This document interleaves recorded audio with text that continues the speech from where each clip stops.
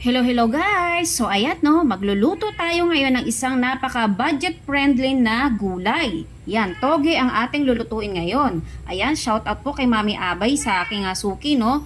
Yan, sa kanya natin binibili ang ating mga gulay na niluluto. Kaya naman ayan, sobrang fresh. Ayan.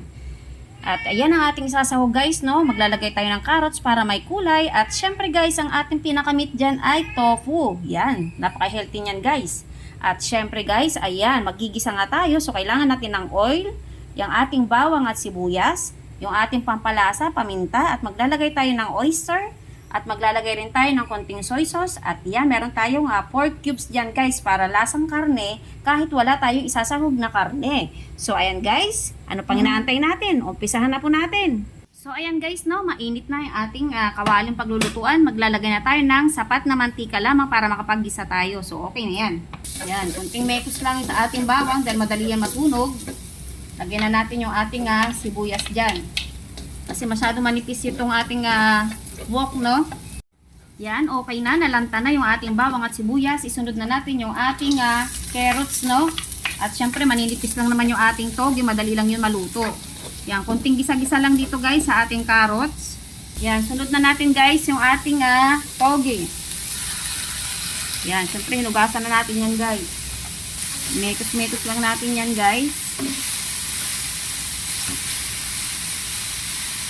Lagay na natin guys yung ating mga pampalasa no. Ang ating paminta.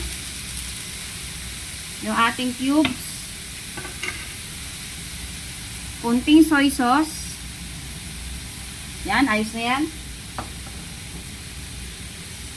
At yung ating oyster, sakto lang din guys. Yan, isa yan sa nagbibigay ng dinamnam. At imekos-mekos na natin yan guys, no? After natin mamekos-mekos ito, ilalagay na natin yung ating tofu. So ayan guys, no, namekos-mekos na natin ng mabuti. Ilagay na natin yung ating tofu. Uy, sayang. Lagay natin yan dyan. At maglagay tayo ng konting tubig lang guys kasi ayaw ko na masabaw na gulay. So ayos na yan. At syempre, mix-mix lang natin ulit yan guys. Mix-mix lang na insan yan guys ha. Yan, okay na to guys. Pakuluin lang natin ng ilang minuto kasi madali lang maluto yung ating toge. So ayan, takpan lang natin to guys. So ayan guys no, check na natin yung ating toge. Yan, okay na yung ating gulay na toge guys. Tama-tama na yung pagkakaluto nito oh. O, diba? Sarap-sarap nito guys.